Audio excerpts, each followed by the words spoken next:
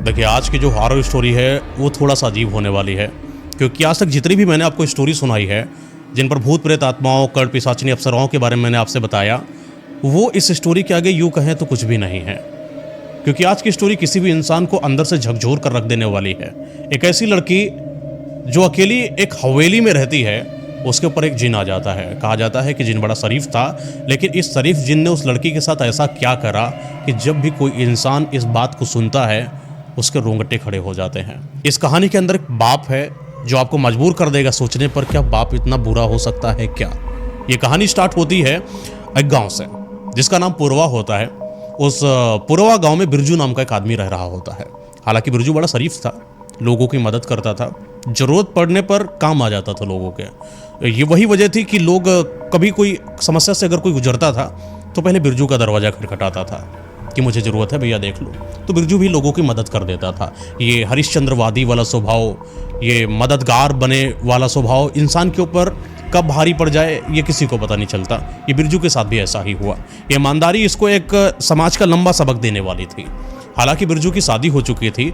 शादी हुए अभी कुछ ज़्यादा वक्त बीता ही नहीं था कि इनके घर में कुछ ऐसा होने लगा कि पैसा नहीं जुड़ रहा है। क्योंकि पैसा जुड़े तो जुड़े कैसे जुड़े, बिरजू भैया ने सब पैसा इधर उधर बांट दिया है। बच्ची कुछ प्रॉपर्टी है, सोच रहे हैं बिरजू की कुछ बेच दिया जाए तो फलाने वलाने से इधर उधर से कुछ रुपया मिल जाए तो शायद कुछ जीवन पालन पोषण करा जा सके। लेकिन ऐसा हुआ नहीं। जब आपको ज़रूरत होती है तो उस समय कोई आपके खड़ा नहीं होता। ये बिरजू के साथ हुआ। समय गुजरता है, धीरे धीरे 1.5 साल हो जाता है।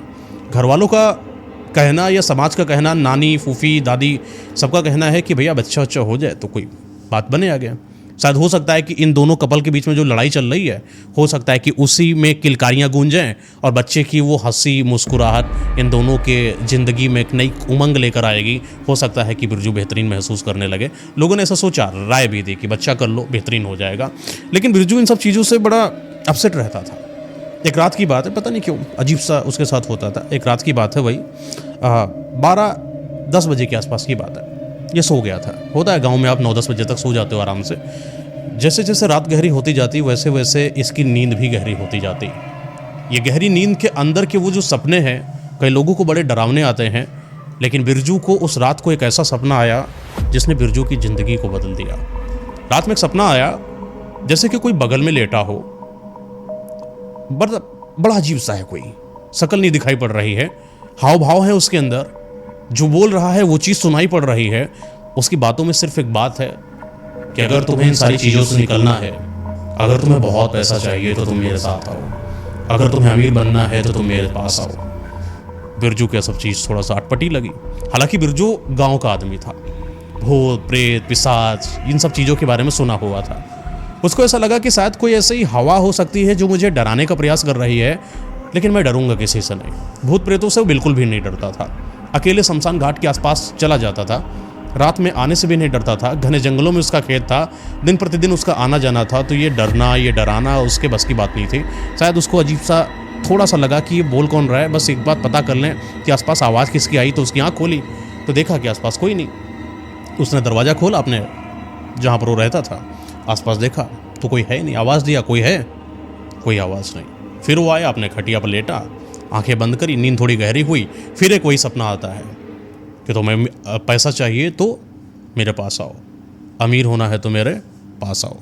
तो बिरजू बोलता है कि सोचता है कि इस बार उठेंगे नहीं, इस बार देखेंगे कि क्या होता क्या है।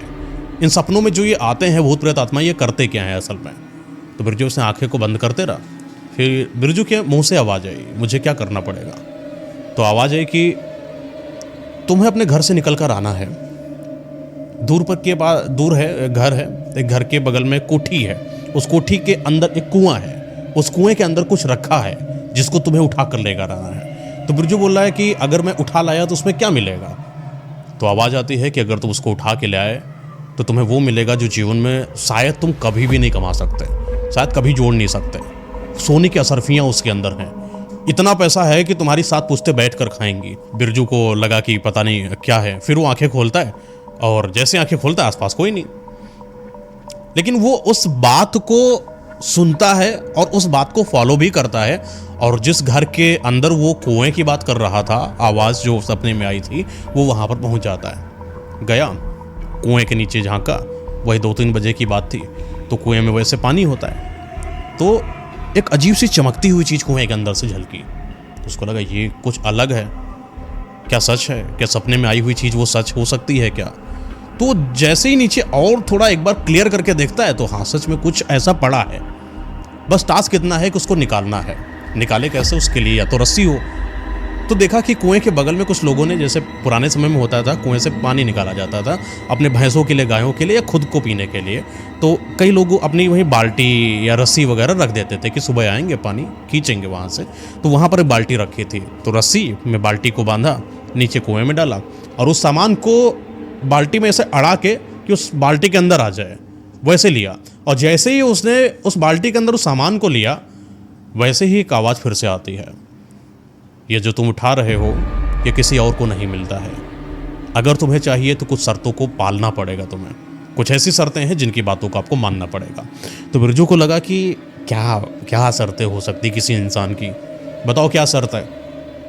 तो आवाज़ आती है, यह शर्त वो शर्त नहीं है जो तुम हल्के में कभी नज़रअंदाज कर दो तो मैं तुम्हें माफ़ कर दूंगा, ऐसा बिल्कुल भी नहीं होने वाला। अगर यह शर्त का पालन कर पाना तो ही इस खजाने को लेना, वरना शर्त के मुताबिक अगर तुम नहीं चले, तुम्हारे 7 वंश को बर्बाद करने की क्षमता रखता हूँ मैं। तो बिरजू बोला, मजाक लगा उसको अंदर से, हाँ बोल दिया। बोला हाँ बोलो, क्या क्या शर्त है तुम्हारी। तो शर्त आती है कि याद रखना कि जब तक मैं हूँ तुम्हारे वंश में, एक तो तुम्हें मुझे पूजना पड़ेगा, और दूसरी खास बात है जो पहला बेटा तुम्हारा होगा, उस पहले बेटे की जो आत्मा है वो मुझे चाहिए। तुम्हें अपने पहले बेटे को खुद से मारना होगा और मार कर उस आत्मा को मेरे हवाले करना पड़ेगा।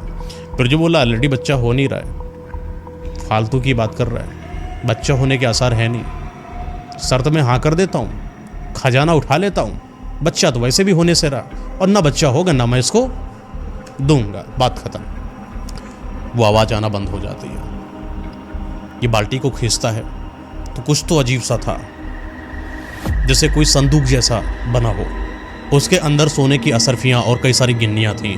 और जैसे उसने खोला तो वो चौंक गया, इतना सारा खजाना वो भी मेरे पास, जहाँ एक असरफी को कमाने के लिए शायद उसे सालों मेहनत करनी पड़ती, आज वो सालों की मेहनत, ये मतलब एक असरफी, और एक असरफी नहीं बल्कि हजारों असरफी, मतलब हजारों सालों की मेहनत आज उसके सामने पड़ी हुई थी।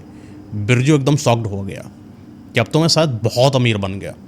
मुझे, यानी मेरे जैसा अमीर आदमी तो पूरे गांव में नहीं, गांव तो छोड़ो पूरे पहाड़ों में सही, आसपास के इलाकों में नहीं, क्योंकि हजारों असरफियाँ सच में बहुत होती हैं, और भी जब सोने की हों तो किसी भी इंसान को माला माल कर सकती हैं। ये बिरजू के साथ हुआ। बिरजू उसको उठाता है, और कमीज पहने हुआ था सफ़ेद सफ़ेद, वो उतारता है, मतलब उतारता है ऐसे, उसको लगा कि कोई आदमी देख वेख ना ले, फटाफट कमीज को उसके ऊपर, संदूक के ऊपर लपेटता है और उस चीज़ को उठाकर घर के अंदर चला आता है। एक असरफी निकालता है, एक असरफी निकाला, सामान बेचा, अच्छा खासा पैसा मिला। उस पैसे से बढ़िया घर के अंदर सामान लेकर आया, राशन वगैरह लेकर आया, कुछ कपड़े उपड़े लेकर आया, तब भी उसके पास कुछ पैसे बच गए। तो आज तो बड़ा खुश है। घर वाले एकदम शौक, भैया क्या हुआ, आज अचानक कोई ज़मीन बेच दी या कोई बात है कि कहीं से मिल गया।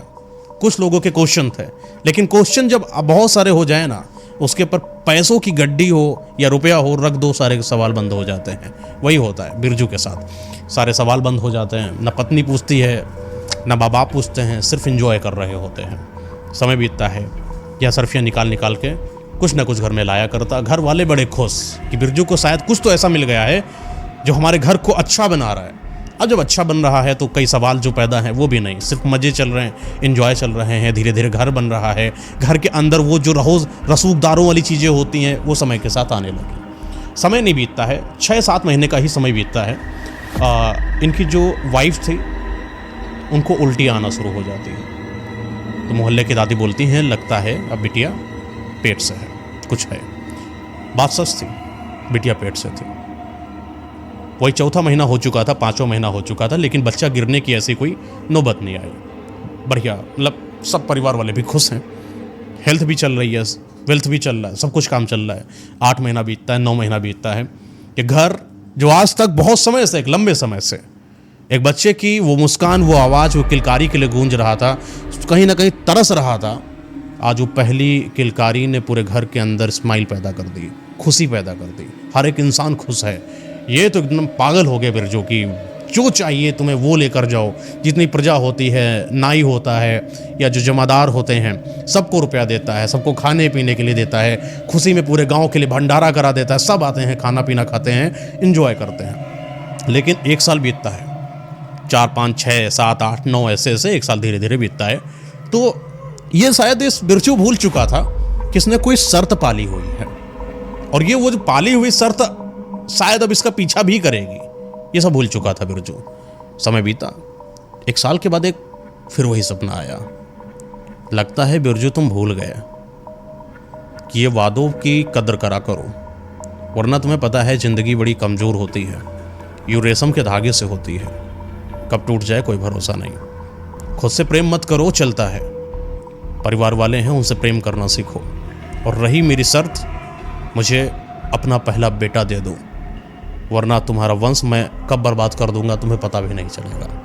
ये सपना आता है, ये वो सपना था जो आज बिरजू के जहन में डर को पैदा करके गया, क्योंकि उसको ये अंदाज़ा नहीं था कि वो सपना, ये वो रात, ये प्रेत, ये जो आवाज़, ये फिर से लौट कर इसके जीवन में आएगी और फिर इसके खुशहाल भरे जीवन को खंदक में बदल देगी। बिरजू को अजीब सा लगा, अंदर से कपकपी सी थी, एक डर भी था कि जो इतने दिनों से कमाया था यानी बच्चा, जो इतने दिनों से मन्नत से मांगा था यानी बच्चा, जो परिवार के पूरे उम्मीदें थी यानी बच्चा, क्या मेरे हाथ से चला जाएगा क्या? तो बिरजू अंदर से सकपका रहा था। सुबह उठा, उसके होश खराब है बिल्कुल। अब कोई इंसान जब ये सुन लेता है कि मेरा बेटा ख़त्म होने वाला है, उसके अंदर कहीं ना कहीं बाप का प्रेम तो पैदा हो ही जाता है। बेटे को लेता है, बड़े प्यार से सहलाता है और उसकी आंखों में देखता है ऐसा, हर एक नक्श नकम जितना भी शरीर होता है सब देखता है, और उसको लगता है कि शायद अब मैं अपने बेटे को गंवा दूंगा। कि वो अगली रात होती है, अगली रात को फिर वो सपना आता है, सेम सपना इसी तरीके से। इसने ठान लिया कि अब चाहे जो हो जाए मुझे मार देना, लेकिन मैं अपने बेटे को नहीं दूंगा। प्रेम बढ़ता चला जाता है बेटे के प्रति, देता नहीं है। धीरे धीरे 1 महीना गुजर जाता है। हर रात को वो सपना इसको विचलित करता है, हर रात इसके लिए दर्द, एकदम डर जैसा पैदा कर देती है। कई रात तो सोने नहीं जाता था क्योंकि डर था कि जब सोएंगे तो फिर वही सपना मुझे परेशान करेगा। कई रातें तो बिना सोए गवा दी। लेकिन समय के साथ 15 दिन, 20 दिन, 30 दिन ऐसे करके इसकी तबीयत खराब होने लगी, सांस जो होती है फूलने लगी। बिरजू की तबीयत इतनी खराब हो गई कि आसपास के वैद्य जो हैं उन्होंने तक हाथ उठा लिया, मैं नहीं बचा सकता। सिर्फ बिरजू नहीं, बिरजू के पापा की मृत्यु हो जाती है, बिरजू के माँ की मृत्यु हो जाती है, और एक बार फिर से वो सपना आता है, ये 2 मौतें लगता है तुम्हें गवारा नहीं, तीसरी खुद दिलाकर अपने बच्चे की दिलाना चाहते हो क्या? अजीब सा फिर से आता है सपना। तो उसने सोचा कि अब करें तो करें, क्या करें, क्या मुझे अपने पहले बेटे को देना ही पड़ेगा? फिर वो सपना आया, फिर वो सपने में आवाज़ आई, और इस बार उसने जो आवाज़ थी, आवाज़ से फिर सवाल पूछा, ये बताओ मुझे कहाँ पर बलि देनी पड़ेगी, किस तरीके से देनी पड़ेगी मुझे बताओ। तो वहाँ से आवाज़ आती है, शनिवार का दिन होगा, शाम का समय होगा, और एक आवाज़ तुम्हें शाम को तुम्हारे पास आएगी, चलो की आवाज़ आएगी। उस आवाज़ के तहत तुम पीछे पीछे चले जाना, वो आवाज़ जिधर तुम्हें खींचती चली जाए, अपने बच्चे को वहाँ पर लेकर जाना, और बस जिस तरीके से वहाँ पर नियम लिखे होंगे, या मतलब जो नियम बताए जाएंगे उस तरीके से बलि को दे देना या वहाँ पर रख देना। आवाज़ आई, शाम का, शनिवार का दिन आता है, शाम का समय आता है, बेटे को गोदी में लेता है, बहुत रोता है। घर वाले बोलते भैया कहाँ लेकर जा रहे हो? बोला थोड़ा खिला के आ रहे हैं, आसपास आ रहे हैं। शाम के समय में फिर वही आवाज़ आती है, चलो। चलो की आवाज़ खींचती हुई लेकर जाती है इसको कहीं और। ये चलता चलता चलता चलता चला जाता है, खेतों के बीच में, बागों के बीच में, जंगलों के बीच में, और एक ऐसी जगह आती है जहाँ पर से फिर वही आवाज़ आती है, यहीं पर रख दो बेटे को। एक पेड़ होता है, बीच से कटा है, तना होता है जिस पर इतना होता, मोटा तना हो तो जगह बन जाती है। उस बनी हुई जगह पर बेटे को रखना था, और जैसे ही वो बेटे को रखता है, बस वो आवाज़ आती है कि अब तुम यहाँ से वापस चले जाओ। ये वापस पीछे की तरफ मुड़ा और अपने घर की तरफ जैसे ही रवाना हुआ, कई बार इच्छाएं हुई कि बार बार पलट कर देखें, लेकिन पलट नहीं सकता था क्योंकि नियम के विरुद्ध था।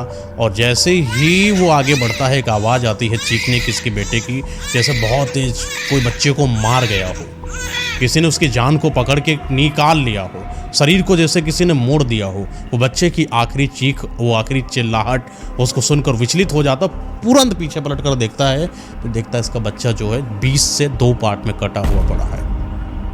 कि वो दहशत का पल था जो बिरजू की ज़िंदगी में आया था। लेकिन बिरजू ने अपने आप को संभाला और वापस घर जाता है। जब ये सारी चीज़ें हो चुकी होती हैं तो बिरजू धीरे धीरे जंगल से अपने घर की तरफ रोते रोते आ रहा होता है।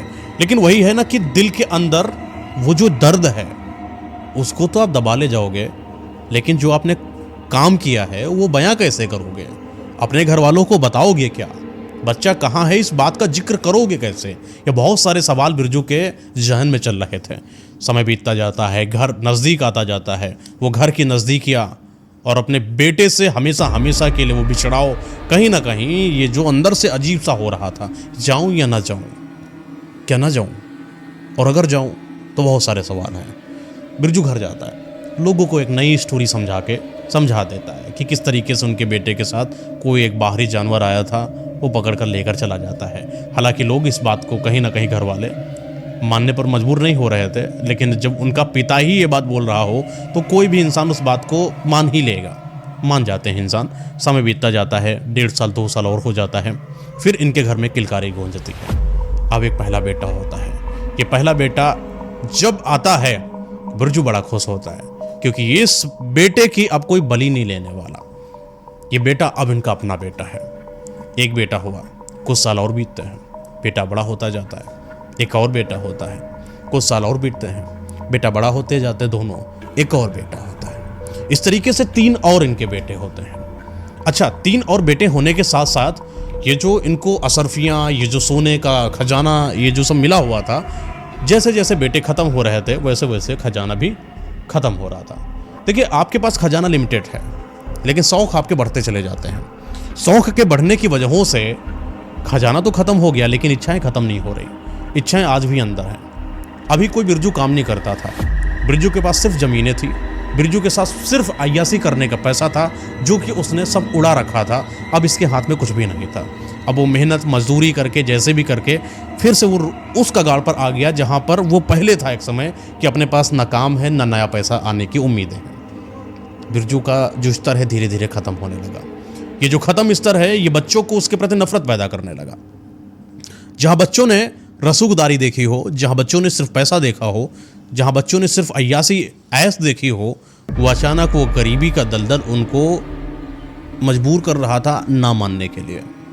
बच्चे हमेशा बाप से लड़ते कि तुम मुझे देते नहीं हो, देते क्यों नहीं हो, दो मुझे पैसा। बिरजू के पास हो तब तो दे।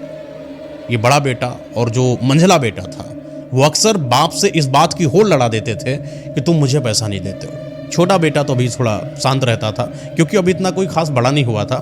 पढ़ाई लिखाई करता था, छोटा मोटा अपना जो घर का काम होता था उसमें मदद कर देता था, खेती बाड़ी में मदद कर देता था। हालांकि छोटा बेटा इनका समझदार था। समझदार कहें या उसको नासमझी भी कह सकते हो। समझदार हो तो आप शांत रह सकते हो, या आप बिल्कुल भोला बेवकूफ़ हो तो आप शांत रह सकते हो। ऐसे ही था।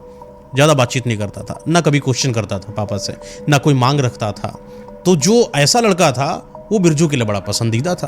बड़ा प्रेम करते थे, जान छिड़कते थे अपने उस छोटे बेटे पर। लेकिन ये दोनों बेटे कहीं ना कहीं बिगड़ चुके थे, बाप की इज्जत नहीं करते। अच्छा, बाप से बोलते कि ऐसा करो, जब तुम मुझे पैसा देते नहीं हो, इतना ज़मीन जो पड़ी हुई है जायदाद हमारी, बांट दो, अपना बेच फाँच के खा लेंगे अपना। बिरजू बोला ऐसा तो नहीं हो सकता। समय और बीता, ना जमीन का बंटवारा होना है, ऐसे ही रहो जैसे रहना है। बिरजू था थोड़ा एड़ी आदमी, जमीन नहीं बांटा, बड़े बेटे की शादी करा दी। जैसे उसकी शादी हो गई, उसकी जो वाइफ थी वो भी कहीं ना कहीं अब बिरजू से लड़ने लगती, अपने ससुर की इज्जत नहीं करती। तो कहीं ना जो बिरजू है अंदर से वो खोखला होता जा रहा था। बिरजू ने सोचा था कि एक बार चलो ऐसा करते हैं, जमीन जायदाद हम बांट देंगे, अपना बांट के जैसे भी लड़के रहेंगे वैसे अपना रहें, हमें मतलब नहीं है। लेकिन फिर बार बार उसके अंदर का वो जो चंचल मन है, या जो लालची मन है, या बच्चों के प्रति डर इस चीज़ का कि कहीं बेच कर खा ना जाए, बची जायदाद वो भी ना ख़त्म कर दे, वो कभी ज़मीन को बांटता नहीं था। तो उनका एक दोस्त था, सुरेश नाम का एक दोस्त था जो थोड़ा सा समझदार था, इन दोनों की आपस में बनती थी। तो सुरेश से ऐसे बिरजू बताता है कि ऐसी ऐसी बात है, घर के अंदर पारिवारिक स्थिति सही नहीं चल रही, बच्चे आपस में लड़ते हैं। छोटा वाला कुछ नहीं बोलता है क्योंकि उसकी भी पढ़ाई लिखाई या कुछ भी ऐसे छोटे मोटे काम करता है, लेकिन मंझला और बड़ा वाला जब से उसकी शादी कर दी है उसके तो होश ही ख़राब हो गए हैं। तो सुरेश भी समझाता है बिरजू को, एक काम करो, कब तक लगाम लगाओगे दौड़ने वाले घोड़ों पर, इनको आज़ाद करो, इनको जीने दो, इनका भी दिमाग है, शरीर है, कब तक संभालोगे, मर जाओगे तब खुद ही अलग हो जाएंगे। इससे अच्छा है अपने जीवन काल में अलग कर दो, देखो आपके बेटे करते क्या हैं। बिरजू को बात समझ में आती है, पंचायत बिठाई जाती है और गुरा हिस्सा लगाया जाता है। गुरा हिस्सा शायद आपने नहीं सुना होगा नाम, बंटवारे का एक तरीका होता है, गांव में चलता है। जैसे 5 चीज़ें हैं, 4-5 चीज़ें हैं, 3 लड़के हैं, 3 लड़कों बराबर बराबर डिवाइड कर दिया जाएगा, जिसको मन जो होगा हिस्से की बात, हिस्सेदारी के हिसाब से जो जिसके हिस्से में आ गया वो हिस्से उसका हो गया। तो ऐसे ही 3 पार्ट में डिवाइड होता है। तो उनका जो छोटा बेटा है, छोटा बेटा बोलता है कि एक काम करो, 3 पार्ट में डिवाइड मत करो, इसको जो है 2 पार्ट में डिवाइड करो। बोला क्यों? सब लोग बोले क्यों? बोले कि हम बड़े भैया, मंझले भैया और जो पापा, 4 लोग हैं, 4 में से जब 2 पार्ट में डिवाइड हो जाएगा तो आधा जो पार्ट डिवाइड हुआ है वो पार्ट बड़े भैया मंझले भैया का हो जाएगा, और जो आधा पार्ट है वो मैं नहीं लूँगा, वो पापा के नाम रहेगा। वो अपना हिस्सा नहीं लेता है, वो पापा के नाम पर ही वो हिस्से को रख देता है और अपने हिस्से का बंटवारा नहीं करता। इन दोनों का अपना हिस्सा बंट जाता है। तो ये दोनों अपने हिस्से को लेकर मजे की ज़िंदगी जी रहे होते हैं। अब तीनों का अपना अपना बंटवारा हो जाता है। अच्छा होता है कि जब आप बंटवारा कर दो, बिरजू के दिमाग में यह था कि शायद बेटे जो हमारे वो खुशहाली की जीवन जो है गुजारेंगे, लेकिन ऐसा हुआ नहीं। जहां आज बिरजू को, आज के पहले की बात कर रहा हूं, जब तक बंटवारा नहीं था तब तक मंझला और बड़ा बेटा कम से कम इसी बहाने बिरजू के पास आता था कि लड़ाई करेंगे, बहस करेंगे, मुझे पापा मेरा हिस्सा दे दो। कुछ जैसे ही हिस्सा मिला जैसे बिरजू उन लोगों के लिए कुछ था ही नहीं, जैसे आज वो बाप जीवन भर के लिए खत्म हो चुका हो। एक लंबे समय तक बाप को कोई देखने, पूछने, जानने तक नहीं आया। तो बिरजू इस बात को लेकर कहीं ना कहीं कुंठित था, और कई बार जब भी ऐसे मिलता बड़े बेटे से, मंझले से, कुछ भी पूछने की कोशिश करते तो वो बेटे जो थे वो आज तक जो नफरत को पैदा करे हुए थे बाप के प्रति, कुछ ना देने की वजह से जहन के अंदर वो हमेशा जवाब ऐसा देते कि बाप के दिल जो है वो टूट जाता, कि बिरजू हमेशा परेशान हो जाता, कुंठित हो जाता। दूर दूर तक उससे कोई भी चीज़ पूछ भी दे, अगर सही भी लफ्ज़ पूछ दे या कोई राय भी पूछ दे, इनके बेटे कभी भी सही तरीके से बात नहीं करते थे। हाँ, मंझला बेटा वो छोटा वाला वो थोड़ा सही था, लेकिन सही कब तक रहेगा? एक समय होता है जब आप सेम टू सेम चीज़ें जो सामने वाले की इच्छा है बिल्कुल वैसा नहीं कर सकते हो। पापा को क्या चाहिए बिल्कुल हर टाइम पर नहीं हो सकता। तो कहीं ना कहीं इनको खटकने लगा अपना छोटा वाला भी बेटा। कई बार छोटे वाले बेटे को कहीं दूर जाना होता तो कोई नहीं होता, तो लड़ते अपने छोटे बेटे से कि तुम थे नहीं। तो छोटा बोटा बोलता कि पापा थे ही नहीं, हम लोग जब हों आपके पास तब हम कोई काम कर सकते हैं, अदरवाइज दूर हैं तो हम आपकी मदद क्या कर सकते हैं। तो इस बात से ये जब अंदर अंदर बहुत सारे इसको मिलने लगे ना दर्द, तो बिरजू बहुत सारे दर्दों को एक साथ लेकर पहाड़ बना चुका था, और अब बिरजू संसार से नफरत करने लगा। बिरजू जो है अकेले बैठता तो रोता, परेशान होता। एक बार की बात है, वो दोपहर की बात है, 12-1 बजे का बात है। ये अपने खेत के पास एक बरगद का पेड़ है, वहाँ पर बैठा है, कुआं बगल में है। वो पूरा अपना सब जीवन काल में जो भी करा वो सब याद करता है कि किस तरीके से जब उसके पास पैसा था तो सारा समाज उसका था, किस तरीके से जब वो असरफिया बेचता, जब पैसा लेकर आता और परिवार वालों को खिलाता तो परिवार वाले उसको गुणगान गाते हैं कि वही बेटे थे जो पापा कह कह कर चिल्लाया करते थे, लेकिन आज कोई बेटा आसपास नहीं। ये वही पत्नी थी, हालांकि किसी कारणवश ख़त्म हो गई थी बीच में, कि वो पत्नी थी जो हमेशा मेरा सम्मान करती थी। उनके जाने के बाद कोई मेरा सम्मान करने वाला नहीं बचा। बहू आई, बेटा हुआ, सब हुआ, लेकिन कोई मददगार जैसा नहीं बचा। जिन लोगों के लिए, रिश्तेदारों के लिए इसने इतना करा ना, उन रिश्तेदारों ने भी कहीं ना कहीं अपना पत्ता झाड़ लिया। तो बिरजू बड़ा उदास, बेचैन, जिंदगी से हारा बैठा है और रो रहा है, और रोते रोते उसका दिमाग जो है इतना ज़्यादा पागल हो जाता है। बिरजू सोचता है कि अब जीने का मतलब नहीं बचा है, अब मर जाना चाहिए। हो गया, सब जी ली, सब देख लिया, सब कर लिया, सब जान लिया, सब पहचान लिया, अब मरने का समय है। वो उठता है, कुएं के पास जाता है, कुएं के पास खड़ा होता है, और कुएं की तरफ जैसे ही छलांग मारने की कोशिश करता है, एक फिर से वही आवाज़ आती है जो आज से बहुत सालों पहले इसको सपने में आई थी क्या आई थी कि तुम्हें अमीर बनना है तो मेरे साथ चलो। ये फिर से कुएं से आवाज़ आती है, बिरजू बड़ी जल्दी थक गए ज़िंदगी से, क्या तुम्हें मेरा सहारा चाहिए? बिरजू को वो आवाज़ थोड़ी जानी पहचानी सी लगी। बिरजू को आवाज़ में वो उमंग से दिखी कि जैसे फिर से कुछ ऐसा खजाना सा मिल जाए या कुछ ऐसा मिल जाए जिससे जीवन को हम बेहतरीन बना लें, अपने बच्चों को बांट दें, अपने लोगों को बांट दें, शायद इसी बहाने वो मेरे आसपास हो जाएं। तो कुएं से फिर वो आवाज़ आई, अगर तुम्हें चाहिए तो तुम मेरे साथ चलो। तो बिरजू बोलता ठीक है, ऊपर से कुएं के अंदर फांद जाता है। जैसे ही कुएं में फांदता है, थोड़ी देर के बाद शायद इसको ऐसा महसूस होता है कि उसके आसपास कुछ अब बहुत अच्छी सी हवा चल रही है, ठंडी ठंडी। वो अपनी आंखें खोलता है, तो आंखें खोला और देखा उसने कि वो एक अपने ही खेत में पड़ा हुआ है और वहाँ पर बहुत ठंडी ठंडी हवा चल रही, धीरे धीरे बरसात है। खड़ा होता है, खड़ा होकर देखा आसपास तो अपना ही खेत बढ़ गया है। बोला कि कूदा तो मैं कुएं में था, लेकिन वापस मैं खेत में आया। लेकिन इतना उसने दिमाग नहीं चलाया। बोला ठीक है, शायद वो आवाज़ है, उसका कोई मकसद होगा। खड़ा हुआ और अपने घर की तरफ जाने लगा। जैसे ही घर की तरफ गया, उसको वो जो बेटे अलग थे ना, वो सब एक साथ दिखाई पड़े। वो जो पत्नी थी ना उसकी बड़े बेटे की, वो बड़े सम्मान के साथ आई। ससुर जी उनकी सेवा पानी करने लगी, खाना बना कर देने लगी। मंझला बेटा उनके पैर दबाने लगा, हाथ दबाने लगा। आज जो आदमी उसके आसपास नहीं होते थे वो सब आके हालचाल पूछने लगे, और बिरजू भैया। और इसके अंदर एक पावर आ गई थी। ये पावर ऐसी कि अगर किसी को कुछ कह दे तो वो इंसान को करना होता था। बोल दे कि बेटा पानी ले आओ, बेटा पानी ले आए। भैया वहाँ से वो सामान उठा दो, भैया सामान उठा दें। ये धीरे धीरे इसने महसूस करा बिरजू ने कि मैं जो बोल रहा हूँ वो हो रहा है। शायद मुझे उस आवाज़ ने कुछ दिया तो नहीं, क्या यही दे दिया क्या कि जो बोलूँगा हो जाएगा। तो ऐसे ही उसने शक्तियों को आजमाने के लिए वहाँ पर वो रखा था, एक मिट्टी का बड़ा सा डेला रखा था। उससे बोलता है उठो, उठ जाता है। हवाओं से बोलता है रुको, हवाएं रुक जाती हैं। पेड़ से बोलता है चलो हवा करो, तो पेड़ हवा करने लगते हैं। इसको धीरे धीरे एहसास हुआ कि मेरे अंदर कोई नॉर्मल शक्ति नहीं बची, मेरे अंदर कोई सुपर बहुत खतरनाक पावर आ गई है, जिससे शायद मैं ब्रह्मांड को अपने हिसाब से जो चाहूँ वो करा सकता हूँ। तो ऐसे ही जब आपके पास पावर्स आती हैं तो आपकी मति भ्रष्ट हो जाती है। बिरजू अपने आप से बोलता है मुझे जवान कर दो।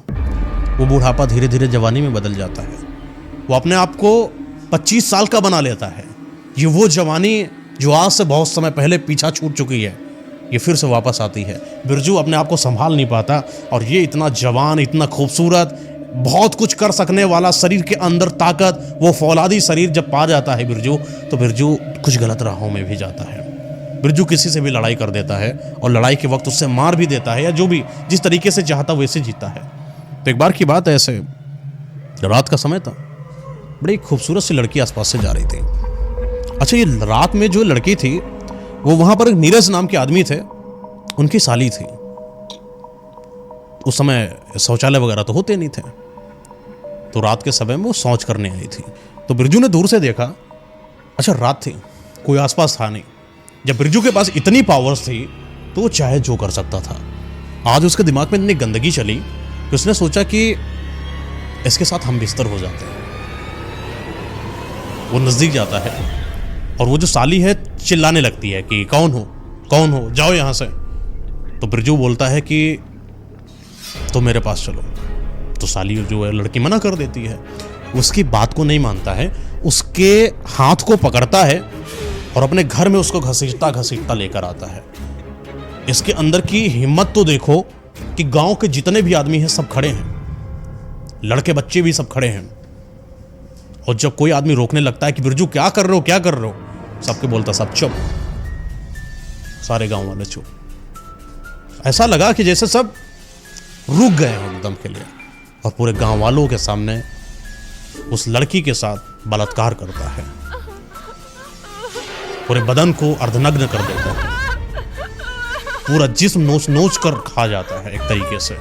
ये जो हैवानियत इसके अंदर थी वो बढ़ती गई। एक लड़की, गांव की और लड़की, कभी बुजुर्ग महिलाएं, तो कभी बच्ची, कभी छोटी बच्ची, बहुत गलत काम करता। ये जितनी भी हैवानियत इसके अंदर चल सकती थी, 1 महिला 3 महिला सबके साथ ये गलत काम करता, और ये गलत काम करते करते अपने आप को ये हैवान बना चुका था। लेकिन शायद ये जो हैवानियत भरा ये पावर्स जो हैं, ये बिरजू को लगता है बस इतने ही वक्त के लिए मिली थी। थोड़ा समय बीतता है और ये जो समय होता है अपने वही सोने जाता है घर के पास, घर में ही सोने गया, और जैसे ही सोता है अपनी आंखों को खोलता है, तो आंखें खोलता है तो कुएं के बगल में पड़ा। वो कौन सा कुआं है जिस कुएं में कूदा था। अब जिस कुएं के पास आता है तो फिर दौड़ के घर जाता है, फिर वही वाली बातें करने की कोशिश करता है कि ये हो जाए वो हो जाए, कुछ नहीं होता है। सारे बच्चे जो हैं वो अलग अलग रह रहे हैं, जैसे पहले गया था छोड़ के, ये दुनिया वैसी ही है। सारे के सारे लोग, कोई बात नहीं कर रहा है, कोई बहस नहीं कर रहा है, कोई बात नहीं मान रहा है। किसी लड़की के इसने हाथ पकड़ दिया तो सारे गाँव वाले ने मारा। ये क्या कर रहा है, बुढ़ापे में सठिया गया है। तो लोगों ने इसको पागल घोषित कर दिया 2 दिन के अंदर मात्र, इसकी हरकतों के देखते हुए। तो बिरजू को लगा कि शायद ये जब मैं कुएं में कूदा वो एक अलग दुनिया थी, और जब कुएं के बाहर हूं मैं तो ये दुनिया अलग है। बिरजू को अब एहसास हो चुका था कि शायद ये जिंदगी वो कुछ वक्त की थी, या मेरा वो सपना था, या मैंने जिया है तो कुछ अलग सी जिंदगी जी है। फिर बिरजू वैसे ही कुएं के पास आता है। दोपहर का समय है, 12-1 बजे के बीच में, और फिर ये कुएं में कूदने की कोशिश करता है। फिर वही आवाज़ आती है कि इस बार मत कूदना वरना मर जाओगे।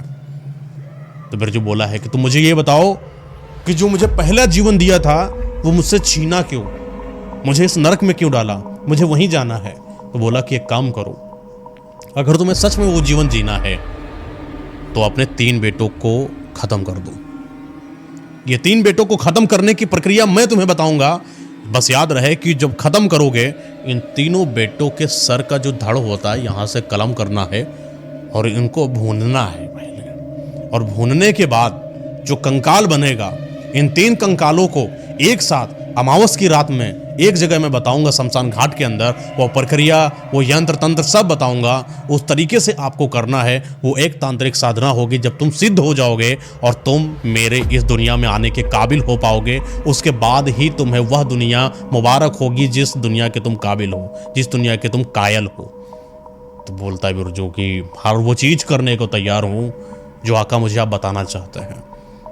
मैं मारूंगा अपने बेटों को, लेकिन मुझे चाहिए तो वही जीवन चाहिए।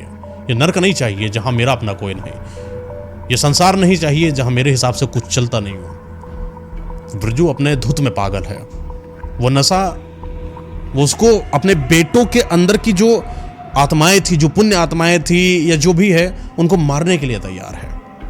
ये जाता है, जो छोटा बेटा होता है घर के अंदर बैठा होता है, कुछ काम कर रहा होता है। बिरजू गया, सबसे आसान इसने शिकार वहीं पर देखा कि जैसे ही जाता है वो लड़का इनके लिए पानी लेकर आता है, और जैसे ही वो पानी लेकर आता है इसका हाथ ये पकड़ लेता है और हाथ को मरोड़ने की कोशिश करता है। बिरजू के शरीर के अंदर ताकत थी तो नहीं, लेकिन वो कोई अदृश्य शक्ति थी जो बिरजू के अंदर उस ताकत को कहीं ना कहीं बढ़ाती चली जा रही थी कि अपने बेटे को मारने के लिए जिस तरीके के हथकंडे को अपनाता वो हर हथकंडा काम आता। कभी हाथ मोड़ दिया, पैर मोड़ दिया, पकड़ के सर दीवार में लड़ा दिया। इस तरीके से करते करते उसने अपने बेटे को मार डाला, और मारने के बाद घर में ही रखी एक लंबी सी चाकू से उसने इस बेटे के इस वाले धड़ को अलग किया। धड़ अलग करने के बाद फिर से बोलता है अब बताओ मुझे करना क्या है। तो एक आवाज़ आती है तुम इसके छोटे छोटे टुकड़े कर दो। अपने बेटे के जितना शरीर का अंश है ये छोटे छोटे टुकड़े, वहीं पर हथौड़ी और वो कुल्हाड़ी जो होती है सब रखा हुआ था, उस कुल्हाड़ी से अपने बेटे के शरीर के छोटे छोटे टुकड़े करता है और एक कोने में रख देता है। बताई हुई अदृश्य शक्ति की आवाज़ के मुताबिक जो आवाज़ें आ रही थी वहाँ पर रख दो, और रखने के बाद इस धड़ को चूल्हे में डाल दो। वहीं पर चूल्हा जलाता है, चूल्हे में आग लगाता है, वो धड़ को रखा जाता है। उस आग की वजह से उसका पूरे बेटे का जो सर था वो जलना चालू कर देता है और मांस धीरे धीरे गायब हो जाता है। सिर्फ बचता है तो कंकाल, वो भी जला हुआ काला काला। उस कंकाल को लेकर इसे बाहर निकलना है घर से। आवाज़ आती है कि कंकाल को पकड़ो और बाहर निकल जाओ। ये कंकाल को पकड़ता है, बाहर जाता है। एक अजीब सा पंछी जो कि बहुत बड़ा है वो घर की तरफ आता है, और जो इसने बोटियां काट काट कर रखी थी उनको वो खा जाता है। ये बिरजू दूर से देखता है कि कोई अजीब सा गिद्ध जैसा पंछी इसके घर में घुसा है और अपने बेटे की जो बोटियां रखी थी उसको चुन चुन कर खा गया है। लेकिन अभी इसके हाथ में सिर्फ एक कंकाल था, लेकिन अभी भी इसको अपने दोनों बेटों को मारना था। ये दो बेटों को कैसे मारा जाएगा, किस तरीके से क्या करा जाएगा, ये तभी पता चलेगा जब अदृश्य शक्ति की आवाज़ आएगी। एक अदृश्य शक्ति फिर से थोड़ी देर के बाद बाहर से कोई आवाज़ आती है कि तुम्हारे मंझले बेटे को मारने की बारी आ चुकी है, तैयार हो जाओ बिरजू। तो बिरजू बोलता है कहाँ और कैसे? तो आवाज़ आती है कि तुम्हारा मंझला बेटा एक आरा मशीन पर काम करता है, वहाँ पर चले जाओ, आज उस आरा मशीन में कोई भी काम करने नहीं आया है, जाओ और उसे मार दो। याद रखना कि उसका जो धड़ है ये बचा कर रखना, ठीक है। बिरजू जाता है, वहाँ आरा मशीन जहाँ पर लकड़ियाँ काटी जाती हैं उस मशीन के अंदर घुसता है तो दूर देखता है कि एक आरा मशीन के पास एक लड़का है जो लकड़ियों को काट रहा है। इसको पता चल गया कि मेरा ही बेटा है। नज़दीक जाता है तो बेटा दूर से अपने पापा को देखता है और बोलता है पापा आप यहाँ पर इस समय? तो पापा बोलते हैं कि बेटा मैं ढूंढ रहा था तुम्हें, तो मैंने सोचा एक बार मिल लूँ जाके, कुछ बातें थी जो सोचा कि मैं कर लूँ तुमसे। उन दोनों के बीच में आपस में बातें चल रही हैं। बातें चलते चलते एक बिरजू के कान में एक आवाज़ आती है, शायद वो अदृश्य शक्ति की थी, बिरजू धक्का दो अपने बेटे को। जैसे ही वो आवाज़ आती है वो बिरजू उसको धक्का देता है। वो आरा मशीन चल ही रही थी, आरा मशीन में जहाँ लकड़ियाँ कटती हैं इसका जो धड़ है ये दो पार्ट में कट जाता है और ये वाला जो धड़ था ये उछलने की वजह से आरा मशीन में फिर से घुस जाता है। एक दो बार घुस गया तो पूरा शरीर इसका बहुत तितर पितर कट गया था, हर तरीके से मांस कहीं इधर, कोई लोथड़ा उधर, बहुत कुछ हो गया था। सिर्फ इसका जो धड़ था ये अलग होकर एक तरफ गिरा, खून खून पूरे फैक्ट्री में भरा। फिर से आवाज़ आती है, ये जितने भी टुकड़े हैं उनको समेटो और जो बड़ा हिस्सा है शरीर का उसको काट कर बोटी बनाओ और इसको कोने में रख दो और ये मुंडी को जलाकर इसका कंकाल बना लो।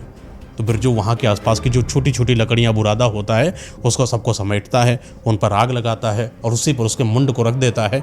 धीरे धीरे आग तेज होती है और उसके मंझले बेटे का जो सर है वो जलना चालू होता है। जलते जलते उसके शरीर का यह मांस धीरे धीरे पिघल पिघल कर आग में ही समाहित हो जाता है। सिर्फ बचता है तो वो कंकाल जो उसके सर का है और बची बोटियों को समेट कर वहीं कोने में रख देता है और कंकाल को पकड़कर फैक्ट्री से बाहर आता है। फिर देखता है कि एक और वही जो पंछी उसको पहले दिखाई पड़ा था, वही गिद्धनुमा पंछी हवा में उड़ता हुआ आता है, वो फैक्ट्री के अंदर जाता है और उन टुकड़ों को खा जाता है। अब बिरजू के पास सिर्फ एक ही बच्चा बचा था, बड़ा वाला, जिसको मारकर उसके कंकाल को लेना है। सिर्फ वो तांत्रिक प्रक्रिया करना है जिसके बाद उसको हर वो सब कुछ मिलेगा जिस चीज़ की चाहत बिरजू के अंदर है। फिर से आवाज़ आती है कि तुम्हारा जो बड़ा बेटा है वो दूर गांव में रहता है अपनी बेटी के साथ, अपनी पत्नी के साथ। बिरजू को नहीं पता था कि उसकी बिटिया हो गई है, पता भी कैसे चलता क्योंकि लंबा समय तो इसका उस सपने वाली दुनिया में हो गया था। तैयारी होती है वहाँ जाने की। अदृश्य शक्ति की आवाज़ के मुताबिक कि उस गांव में पहुँचता है जहाँ पर इनका बड़ा बेटा रह रहा है।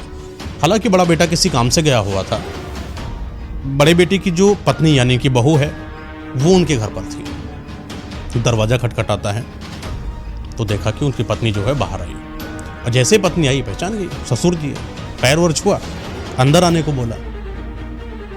अंदर आकर ये कोने में बैठ गए और उनकी जो पत्नी है वो अंदर जाकर खाना वाना बना रही थी। वैसा शाम का समय था और शाम के समय में उनके पति के आने का समय था। किचन के अंदर जब ये काम कर रही है तो वहीं पर बिरजू की नज़र इसके शरीर के ऊपर पड़ी। बड़ा अजीब सा इसके अंदर महसूस हुआ कि जो साड़ी है थोड़ा नीचे की तरफ खिसकी, पल्लू भी थोड़ा नीचे खिसक आया है। इसको अपनी ही बहू के ऊपर गलत नज़र आ गई। ये नज़दीक जाता है किचन के अंदर और अपनी बहू का हाथ पकड़ता है ऐसे, और जैसे ही हाथ पकड़ता है बहू एकदम डर जाती है। क्या होने वाला, क्या हो गया, क्या कैसे क्या हुआ। और डर कर जैसे ही बाहर आती है या पकड़ कर उसका जो सर होता है उसको दीवार में लड़ाता है। दीवार में लड़ाने की वजह से उसका जो खून है वो आसपास फैल जाता है और खून जैसे ही फैल जाता है बेहोश हो जाती है और ये बहू की बेहोशी की हालत में उसी के साथ बलात्कार करता है। अच्छा, जब ये बलात्कार कर रहा था इसको ये नहीं समझ में आया कि इसकी बहू ख़त्म हो चुकी है। शायद उसको गहरी चोट लग गई थी, कोई गलत नस पे शायद वार हो चुका था। जब इसको धीरे धीरे पता चला कि इसकी बहू ख़त्म हो चुकी है और इसका जो बेटा है वो भी आने वाला है, तो इसने एक रचना गढ़ी अपने आप के ऊपर भी वो जो खून था पड़ा हुआ था वो अपने ऊपर भी लगा लिया, और लगाने के बाद अपने ऊपर के हाथ यहाँ पर भी खरोंच मार दिया, और वैसे ही बेहोश हालत में वहाँ पर पड़ा रहा कि बेटा आएगा तो देखेगा कि कुछ हो गया है। जैसे ही उनके घर के अंदर वो बेटा आता है तो देखता है कि घर का जो आंगन है सब खून से लथपथ है, उनकी जो पत्नी है वहाँ पर मरी पड़ी है, और ये जो पिताजी है वो भी आए हुए हैं, इनके ऊपर सब खून पड़ा है। तो बेटे को पहले तो शक हुआ अपने पिता के ऊपर, कहीं गुस्से में पत्नी के ऊपर तो नहीं मार दिया, लेकिन जब देखा कि उनका जो पिता थे यानी बाप उनका वो भी उस हालत में पड़ा हुआ है जिस हालत में पत्नी पड़ी है, तो वो सारे जो सवाल थे वो ख़त्म हो गए, और दोनों को उठाने की बचाने की कोशिश करता है। इसी बीच में एक आवाज़ आती है बिरजू को अदृश्य शक्ति की, पीछे डंडा पड़ा है, उठाओ और सर पर मार करके मार दो। बिरजू वहीं पड़े डंडे को उठाता है, खड़ा होता है। जब तक वो अपनी पत्नी को संभाल रहा था, इसका बड़ा बेटा उठता है, बड़ी तेजी से सर पे वार करता है, और जैसे ही सर पे वार करता है वो लुढ़क कर पीछे आ जाता है, और लुढ़क कर पीछे आता है तो उसके धड़ को वहीं पड़ी चाकू से काट देता है, और धड़ को अलग करने के बाद अदृश्य शक्ति के कहेनुमा उस बेटे की सारी जो शरीर था आधा उसकी बोटियां बनाता है और वहीं पर रख देता है। अच्छा, इस चीज़ के बीच में इनकी बेटी थी, ये जो लड़की थी ना, जैसे इसको पता चला कि कोई एक बाहरी आदमी आकर उसकी माँ के ऊपर हमला कर रहा है, उसने अपने आप को वहीं पर छुपा लिया एक बंद कमरे में, और बंद कमरे की हल्की सी खिड़की से वो सारे दृश्यों को देख रही थी जिस तरीके से बिरजू ने उसकी माँ को ख़त्म किया और उसके बाप को ख़त्म किया। वो सारा दर्दनाक मंजर उस लड़की की आंखों में बस गया था। जैसे ही बिरजू निकलता है, उन बोटियों को करने के बाद, धड़ को लेने के बाद, धड़ को वहीं पर चूल्हे में रखता है और उसको जला देता है, सिर्फ कंकाल निकालता है, कंकाल लेकर बाहर जाता है, बिल्कुल वही पंछी फिर से आता है और उसके बेटे की सारी बोटियों को खा जाता है। सिर्फ उसकी जो माँ थी, माँ की लाश को हाथ नहीं लगाता है और वहाँ से उड़ जाता है। लेकिन जो बेटी है ये हर कुछ देख रही थी, ये वापस आती है, अपने माँ को संभालती है, बाप बच्चा नहीं है। हालांकि अपने उस बड़े बेटे के उस मुंड को उठाकर, और तीनों मुंड अब इसके पास आ चुके हैं, शमशान घाट में जाना है। अमावस की रात है, शमशान घाट में एक साधना करनी है, वहाँ के आधिपत्य को जगाना है। आधिपत्य को जगाने के बाद वहाँ एक चूना होता है, सफ़ेद चूना, सफ़ेद चूना से गोल घेरा बनाना है। गोल घेरे में से 3 हिस्से डिवाइड कराना है, एक त्रिकोण ट्रायंगल होता है वैसा बनाना है, और ट्रायंगल पर तीनों जगह पर दीपक जलाना है, और बीच वाले हिस्से पर तीनों कंकाल को एक साथ रख देना है। तीनों कंकालों को रखने के बाद कई सारे मंत्र, कई सारी सिद्धियां, जो वो अदृश्य शक्ति थी वो जिस तरीके से बताती जा रही थी उस तरीके से करता जा रहा था। और अचानक उन 3 मुंडों में से एक हवा से निकलती है, और वो हवा बिरजू के शरीर के अंदर प्रवेश करती है। जैसे ही शरीर के अंदर प्रवेश करती है, अब बिरजू के अंदर कुछ ऐसा महसूस हो रहा है कि जैसे सच में उसके हाथों में, उसके पैरों में, उसके शरीर में ताकत आ चुकी हो। बिरजू खड़ा होता है और फिर से एक आवाज़ करता है कि ये अदृश्य शक्ति जो भी हो तुम, मुझे बताओ कि अब मुझे क्या करना है। मैंने वो सब करा जो तुम्हें चाहिए, अब मुझे दो जो मुझे चाहिए। फिर बिरजू को आवाज़ आती है, आओ मेरे पीछे। बिरजू पहुंचता है उस कुएं के अंदर, छलांग मारता है और फिर ये उसी दुनिया में चला जाता है जो उसको सब कुछ चाहिए। वही वो परिवार, वो जिस तरीके से जिसको जो बोल दे हर वो चीज़ कर देता था जो बिरजू कहता था। ये तो अपनी जीवन जी रहा था, लेकिन एक और जीवन कहीं और पर चल रहा था। ये दूसरा जीवन था उस लड़की का जीवन, जिसके माँ बाप को बिरजू ने ख़त्म कर दिया था, यानी अपने बड़े बेटे को मार दिया था। ये बेटी हालांकि गांव के अंदर जहाँ पर भी रहती थी, वहाँ के आसपास के लोगों से थोड़े से इसके ताल्लुकात हो गए थे। गांव वालों ने देखा हुआ था कि इसकी माँ की लाश पड़ी हुई है, सब लोग दहशत में आ गए। बिटिया दहशत में होने की वजह से कभी कुछ बोल नहीं पाई, जल्दबाजी में लोगों ने उसकी माँ का अंतिम संस्कार करा। पता चला कि ये उन गांव के रहने वाले हैं, तो वहाँ के गांव वालों ने उसकी जो माँ थी उसके लाश को लेकर आते हैं बिरजू के गांव में, और वहाँ पर भी पता चलता है कि न मंझला बेटा है, न छोटा बेटा है, न बड़ा बेटा है, यानी वंश पूरा ख़त्म हो चुका है। गांव वालों ने ही, सब लोगों ने मिलकर अंतिम संस्कार की क्रिया करी। और वो जो बेटी थी वहीं की एक दादी थी जो अपने घर पर उनको रख लेती हैं। हालांकि घर इनका भी बड़ा था, कभी कभी इनके घर भी आ जाती, कभी वो बिटिया उनके घर भी चली जाती थी। लगभग जो बेटी थी वो 12-13 साल की हो गई थी। उसके अंदर कुछ अलग करने का मन था, पढ़ाई करने का मन था। लोगों से हटकर बातचीत करने का मन था। वो जब भी कोई चीज़ बोलती थी, हर कोई बात उसकी सुनता था। उसकी बातों में बड़ी मधुरता थी। उसकी खूबसूरती दिन प्रतिदिन बढ़ती चली जाती थी। पता नहीं क्यों बड़ी प्यारी लग रही थी। हर कोई इंसान जब उससे बातचीत करता चला जाता। एक समय की बात है, ये जो गांव इनका जो बिरजू का था, वहीं थोड़ी सी दूर पर एक हवेली है। ये हवेली कहा जाता है कि यह उस ज़माने की है जब राजा महाराजाओं का शासन हुआ करता था। लेकिन ये जो हवेली है, श्रापित हवेली है। कुछ वजहों से इसको बंद कर दिया गया था और कोई भी आसपास के छोटे छोटे जो गांव थे वो उस हवेली के अंदर प्रवेश नहीं करते थे। ना प्रवेश करने का कारण यही था कि लोगों का यह मानना था कि इस हवेली के अंदर एक ऐसा जिन है, जब भी कोई वहाँ पर जाता है वो उसको मार देता है। अच्छा, लड़की के अंदर पढ़ने की लालसा थी, उस समय कुछ आगे बढ़ने की लालसा थी, लेकिन गांव के लोग किसी एक ऐसी लड़की को पढ़ने नहीं देना चाहते थे या आगे बढ़ने नहीं देना चाहते थे जिसके माँ और बाप इस समाज में है नहीं। वो समाज की दुत्कार, वो समाज की कुरीतियाँ, वो निम्न जाति, वो ऊपरी जाति, इनमें फंस कर वो लड़की कभी पढ़ने के लिए आगे जाती तो लोग उसको मारते, लोग उसको गालियाँ देते। ऐसी बूढ़ी महिलाएं जिनको प्रेम होता है, कोई नहीं है बच्चे को, चलो रखी लो। बहुत सारे लोग सब प्रेम करते थे। गोद भी नहीं लिया था कि गांव में है, चलो लड़की है मदद कर दो। प्रेम है, प्रेम होता है गांव वालों में, ऐसा नहीं है कि सब लेन देन के हिसाब से नहीं चलता, प्रेम चलता है वहाँ पर। तो दादी ने बोला कि बेटा एक काम करो, जब सब लोग मना कर रहे हैं मत पढ़ो। लेकिन जो लड़की थी उसके अंदर दूरदर्शिता थी, डर नहीं लगता था उसको किसी चीज़ का। एक बार उसको पता चला कि वो हवेली में क्या सच में जिन होता है क्या। दादी से पूछा ऐसे, दादी ने बोला बेटा वो हवेली श्रापित है, वहाँ कभी मत जाना, और वहाँ गई तो मर कर आओगी। लड़की कहती थी कि कभी ये सब चीज़ें तो मैंने देखी नहीं, ऐसा कुछ होता भी नहीं। और फिर अगर मरने की बात करा जाए, जिसके संसार में माँ और बाप बचे ही ना हो, जीने का जिसका सहारा ही ना बचा हो कोई, उसको भूत भी क्या मार सकता है, जिन भी उसका क्या ही बिगाड़ सकता है। मार भी देगा तो कोई बड़ी बात नहीं, मरे हुए को क्या मारोगे। एक ऐसी उसकी उम्मीद। और उठती है, सुबह का समय है, सुबह उठती है और उस हवेली के अंदर जाती है जिस हवेली को लोग श्रापित मानते थे। उस हवेली में रहती है, पूरा दिन गुजारती है, खेलती कूदती है, वहीं पर पढ़ती है और शाम के समय फिर घर आ जाती है। ऐसे ही कई बार गई, हालांकि अभी तक तो इसको कोई ऐसा महसूस नहीं हुआ कि हवेली में कुछ ऐसी चीज़ है जिससे इसको डरना चाहिए। लेकिन एक दिन की बात है, वही शाम का समय है, कुछ इसको आसपास महसूस होता है, जैसे कि कोई इसके आसपास हो।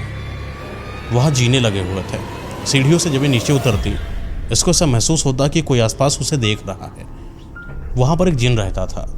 कहा जाता है कि वो जो जिन था बड़ा शरीफ जिन था, वो कभी किसी के प्रति गंदी नज़र नहीं रखता था। लेकिन यहाँ का एक जिन है जिसको एक समय पहले की बात है, किसी एक लड़की से प्रेम था। वो लड़की की जो आवाज़ है, वो ये लड़की जो इस समय यहाँ पर रह रही है, उसकी आवाज़ बिल्कुल हूबहू सेम टू सेम महसूस होती। जब ये लड़की कुछ बोलती, कुछ गुनगुनाती, वो जिन खड़े होकर चुपचाप सुनता। जब ये कोई बात करती, जब ये पढ़ती, जब ये बुदबुदाती, तो जिन आसपास खड़ा होकर उसको देखता। ये लंबे समय तक जब ये होता रहा, जिन लगातार उसको देखता रहा, उसकी खूबसूरती और उसकी वाणी से वो उससे प्रेम कर बैठा। ऐसे ही और समय बीतता जाता, जिन लगातार उस लड़की को देखता। और अच्छा, देखता देखता अभी तक तो हालांकि लड़की को कुछ महसूस नहीं हो रहा था, लेकिन एक दिन पता नहीं क्यों ऐसा हुआ कि लड़की को कुछ महसूस हुआ। आज सच में जिन ने ना उसको छूने की कोशिश करी थी, कि जैसे कि वो उसको पकड़कर अपनी कोई बात बताना चाह रहा है।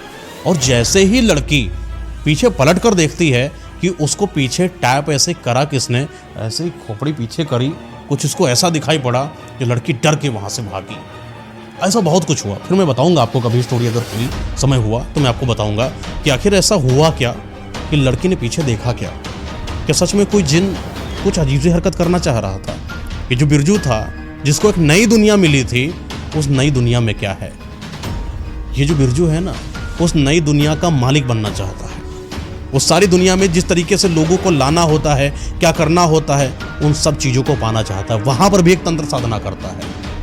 और इस लड़की के साथ फिर आगे क्या होता है, जिन सच में क्या लड़की से प्रेम करेगा, इसको मार देगा, क्या बिरजू का कनेक्शन लड़की के साथ रहेगा, क्या वो जिन बिरजू के साथ कुछ संबंध में है, ये बहुत सारी ऐसी बातें हैं जो अभी इस कहानी में अधूरी हैं। एक समय आएगा जब मैं जरूर बताऊंगा।